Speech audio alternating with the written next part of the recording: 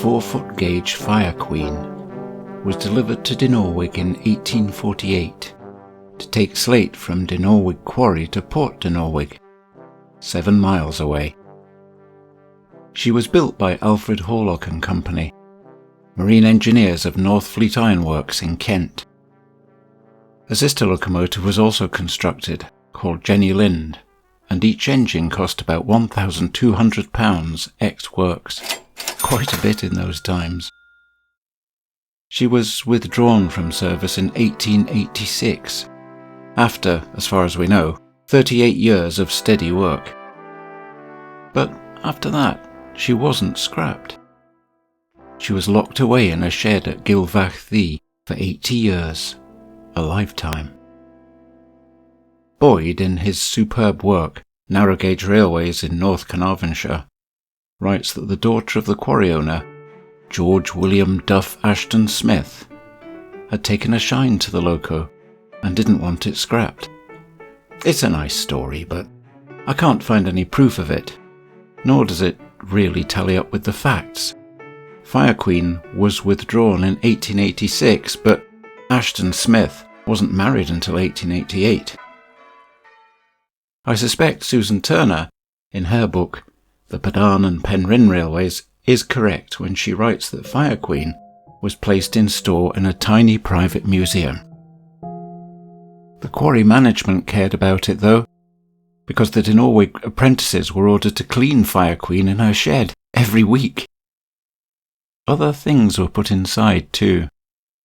Perhaps the remaining bits and bobs from Jenny Lind. Artefacts including the pedal-operated velocipede, Black Bess, and bizarrely, a wooden leg from the quarry hospital. These things were later housed in a lean-to slate-built extension to the shed, which effectively blocked Fire Queen's escape to the outer world. A velocipede, by the way, was a hand or pedal-powered contraption that the men would use to travel to and from work, using the Padarn railway track. They were made usually by the quarry blacksmiths. Eventually, after a series of accidents, the quarry management arranged daily trains for the men. Jenny Lind's fate is not known, but her dome, safety valves and chimney base were listed as on sale in the quarry closure auction in 1969.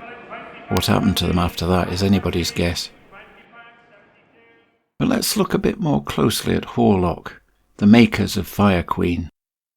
As I've mentioned, Horlock was a marine engineer from Northfleet in Kent.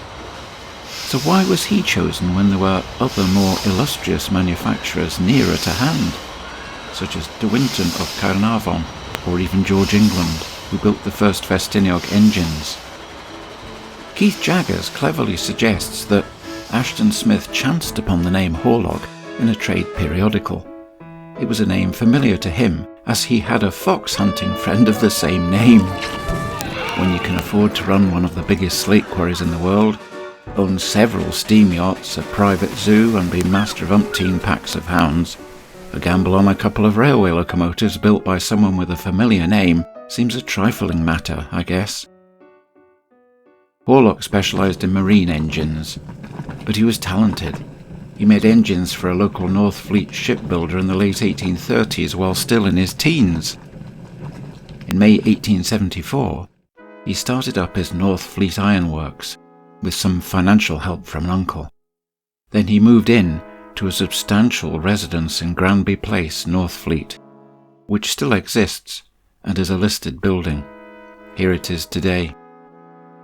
You can see that his house was handy for the foundry, and in the 1800s there was even a road going down to it, still traceable on Google Earth here. The modern cement industry has now swallowed everything up. There's no trace of the ironworks.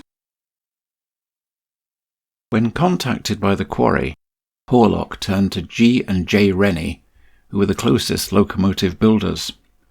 They showed him the designs of Thomas Russell Crampton, who worked for Rennie's at that time. Crampton's locomotive designs were very much in vogue on the continent. Not so much in this country, although the London and North Western Railway tried a couple out with some success. Basically, the design did away with a chassis in the conventional sense, and slung the boiler and firebox between a very long wheelbase. This gave a low centre of gravity, but at the expense of unknown stresses on the boiler itself, rather like a traction engine. The wheels, cylinders, and everything else were bolted to the boiler. The low centre of gravity was, however, a good idea for the quarry railway, particularly thinking of that 4-foot gauge. They could use a larger boiler than would otherwise be possible. Fire Queen was completed in 1848, but didn't start work until December 1849. She arrived at Caernarvon on a ship from Northfleet. Then, from Caernarvon, the engine was hauled by a team of horses to Dinorwig. Jenny Lind would arrive a little later. In service, it seems that Jenny Lind was the more successful of the two locomotives, as many of Fire Queen's parts are hardly worn. At first, both engines had trouble negotiating curves on the Padarn Railway, and were prone to derailment. Crampton had been very concerned at the long wheelbase of 12 feet. He suggested an intermediate axle and dummy cranks to take the strain off the rods. But this advice was not heeded. Stories tell of the rods frequently buckling. I wonder, too, if this might have been because of the boiler expanding under heat while the rods would not.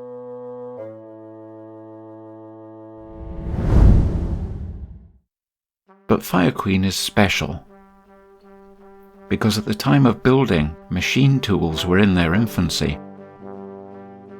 A lot of the components on the loco are actually handmade. Look at these big ends with their integral oil reservoirs, for instance. And I was told that the wheels are made up of several castings, fire welded together. By the way, Fire Queen is named after one of Ashton Smith's steam yachts. He had several. As for Jenny Lind, the Swedish Nightingale was a great friend of Crampton's wife. Or is that wishful thinking? Fire Queen was pulled out into daylight in 1969 as the quarry had closed and its contents were being auctioned off. Luckily, she'd been sold a couple of years earlier to a trust set up to look after her.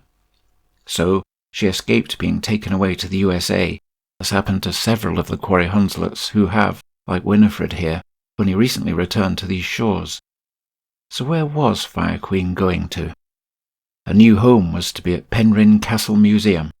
Iorwerth Jones, the curator, an ex-Penrhyn time-served fitter and loco driver, enthusiastically rescued several other small items from Dinorwig that would otherwise have been thrown away or disregarded. He made sure the museum also took the Dinorwig director's saloon carriage, which required a little sleight of hand to extricate from the place, as at the time they were unsure if they had authority to take it. It's a very impressive vehicle with its stained glass windows. There's a great article in Steam World magazine, March 2022, by Keith Jaggers, which tells of the team's efforts and the more humorous side of moving Fire Queen and the coach to their new home in Penrhyn Castle Museum. But first, of course, there was the small matter of that lean-to stone shed, which had to be dismantled by hand. 40 tons of slate to be removed, and perversely, the quarry receivers would not allow any rubble near the shed, so Iorwerth had to take the spoil across to the lakeshore tips in a small dumper truck. As soon as Fire Queen arrived at Penrhyn, Iorwerth and his team set about making her comfortable. Word had spread about the rescue of Fire Queen, and as a result, many more exhibits were being offered to the museum. The place was almost full to bursting, although Iorwerth and his team of volunteers were keen to take everything and give it a home. And now, another chapter in Fire Queen's story begins. It's been decided to split the Penrhyn collection up and leave the most appropriate exhibits relevant to Penrhyn. There were a number of fascinating yet slightly out-of-place exhibits at the castle, locomotives which clearly belonged somewhere else, but had arrived at the castle in the early, desperate days of rail preservation. Now it was time for them to go home. For the moment, Fire Queen and the Padarn Railway carriage have gone to stay at the very fine new railway museum at Aberystwyth. This is a fabulous location. and at last allows Fire Queen enough space to be appreciated. You can even see her through the full-height windows from the platform. But in a year or so, she'll be going to a new home, back at Dinorwig, at Gilfach Ddu, to a purpose-built building. I'll make a small catch-up video when that happens. But for now, why not go and take a look at her at Aberystwyth? They've got many other fascinating exhibits, including, at the moment, a GWR Duke dog. Thank you so much for watching this.